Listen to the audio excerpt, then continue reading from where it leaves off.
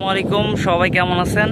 আজকে আমি এখন আছি দাম্মাম খোবারে আছি। এখন এই সাইডে হচ্ছে মাছ ধরতেছে সৌদিরা। এই যে আরব সমুদ্রের পাশে দেখতে পাচ্ছেন সৌদি আছে, আজনবী আছে। এই পাশে এই যে সুতা ফেলানো আছে, সাথে এই যে এটা আমার ছোট ভাই, এটা ভাই হয় সম্পর্কে। তো এই যে এই পাশে অনেক সবাই মাছ ধরতেছে দেখতে পাচ্ছেন। ওই পাশে আছে দুইজন ছিপ দাঁড় করানো আছে। তো এখন গতকালকে আমি রিয়াদ থেকে দাম্মাম আসছি। তো দাম্মাম কিছু কাজে আসছিলাম। তো আসার পরেই তো সমুদ্র পার ঘোরার জন্য আসছে। ওই যে দেখতে পাচ্ছেন দূরে একটা জাহাজ দেখতে পাচ্ছেন সমুদ্রের মধ্যে। জাহাজ হচ্ছে খুব আস্তে আস্তে যাচ্ছে। এই তো দাম্মামের পরিবেশটা অনেক সুন্দর, কিন্তু দাম্মামের সব থেকে বড় সমস্যা হচ্ছে দাম্মামে অতিরিক্ত গরম, এত পরিমাণে গরম, অস্বাভাবিক গরম। সমুদ্রের ঢেউ দেখতে পাচ্ছেন আপনারা।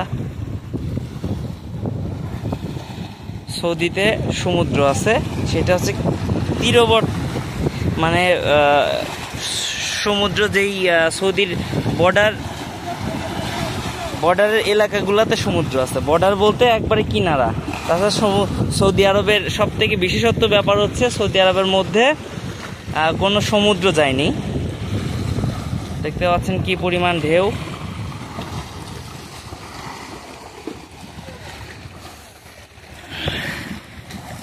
সমুদ্রের উত্তাল ঢেউ। এই হচ্ছে দাম্মামের পরিবেশ। দাম্মাম এলাকাটা অনেক সুন্দর, কিন্তু সব থেকে কষ্টের ব্যাপার হচ্ছে এখানে রোদের তাপমাত্রা অনেক বেশি।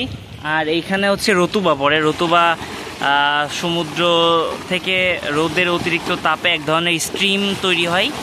ওই স্ট্রিমটা সারা এলাকাতে চলে যায়। তখন হচ্ছে বাতাস শূন্যতা অবস্থায় অতিরিক্ত, মানে বাতাসে পানির পরিমাণ একদমই থাকে না। সে সময় অতিরিক্ত গরম পড়ে, সেটাকে আসলে কুয়াশার মতো দেখা যায়, সেটাকে আসলে রতুবা বলে। এই যে সমুদ্রের পানি দেখেন কি অবস্থার মধ্যে, দেখেন সমুদ্রের ঢেউ, উত্তাল সমুদ্রের ঢেউ। মনে হচ্ছে এখনই আমাকে ছুঁয়ে ফেলবে।